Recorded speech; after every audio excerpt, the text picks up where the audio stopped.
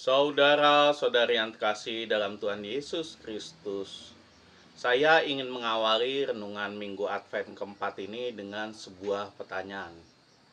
Apa kabar? Semoga kita semua selalu dalam keadaan sehat dan selalu dalam perlindungan Allah. Kenapa saya bertanya seperti itu? Ya, karena sebentar lagi kita sudah mau Natal. Aroma-aroma sukacita sudah mulai tercium. Rasa-rasa kebahagiaan sudah mulai terasa. Persiapan-persiapan juga sudah mulai dilakukan. Dan tidak berasa, 4 hari lagi kita akan merayakan Hari Raya Natal. Hari yang kita nantikan.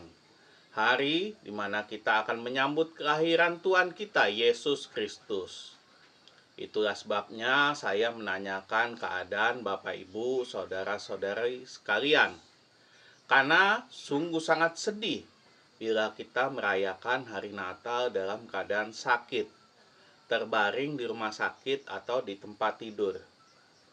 Harapan saya, semoga kalian semua dalam keadaan sehat selalu, dan yang sakit bisa segera sembuh, sehingga kita bisa merayakan Hari Raya Natal dalam keadaan sehat dan bisa merayakan di gereja masing-masing. Bapak Ibu, saudara-saudari terkasih, kalau membaca bacaan Injil kali ini, saya merasa kaget karena baru kali ini saya membaca bacaan Injil yang membahas tentang Santo Yusuf atau Santo Yosef. Mungkin karena saya aja kali ya yang nggak perhatian terhadap bacaan Injil. Tapi benar, luar biasa sekali perjuangan Santo Yosef ini. Kadang pikiran aneh saya itu muncul. Gimana jadinya kalau Santo Yosef itu tidak mau menerima Bunda Maria dan memilih menceraikannya? Karena memang berat tuh menerima orang hamil yang bukan hasil perbuatannya sendiri. Apalagi kalau kita sudah bertunangan, pasti sakit banget. Bayangin kalau itu terjadi di zaman sekarang. Bayangin kalau itu terjadi pada Gen Z. Apa kita masih mau menerima tunangan kita yang hamil di luar nikah dengan orang lain? Kayaknya enggak deh. Dan yang paling sulit itu apa? Yang paling sulit adalah mendengarkan omongan tetangga-tetangga yang julid. Tapi apa yang terjadi pada Santo Yosef? Apakah dia mau menerima Bunda Maria yang sudah hamil duluan? Tentu tidak semudah itu. Ada pergumulan dalam hatinya. Ada perang batin dalam dirinya. Bahkan demi menjaga nama baik istrinya di muka umum, maka dia bermaksud menceraikannya secara diam-diam. Yang tentu saja biar Bunda Maria nggak dipermalukan, diomongin orang di hadapan banyak orang. Dan kalau bukan karena malaikat Tuhan yang muncul dalam mimpinya, mungkin bisa jadi Santo Yosef benar-benar akan menceraikan Bunda Maria. Dan apa efeknya kalau itu terjadi? Yang terjadi adalah Yesus akan hidup tanpa kehadiran seorang ayah. Yesus akan jadi anak yatim.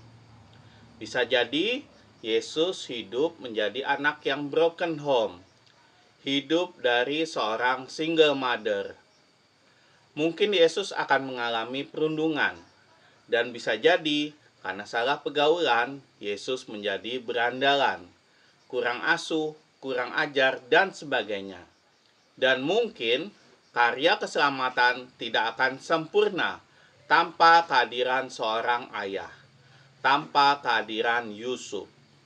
Dan karena memang sudah tertulis dalam firman Tuhan, dan karena harus tergenapi firman Tuhan itu, maka semua pikiran-pikiran aneh saya tidak mungkin terjadi. Dan apa yang terjadi dengan kita saat ini? Bisa jadi kita juga nggak akan diselamatkan hari ini. Agama Katolik nggak akan ada. Kita nggak akan mengenal sosok teladan keluarga kudus dari Nazaret. Karena tidak bisa dipungkiri, peran Yosef justru sangat krusial dalam karya penyelamatan Yesus.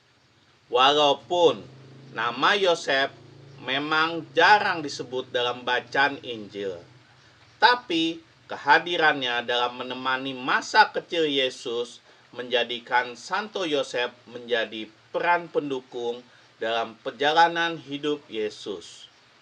Yesus dibesarkan dan dididik dalam sebuah keluarga yang harmonis, yang menjadikan Yesus menjadi pribadi yang memang layak menjadi penyelamat kita.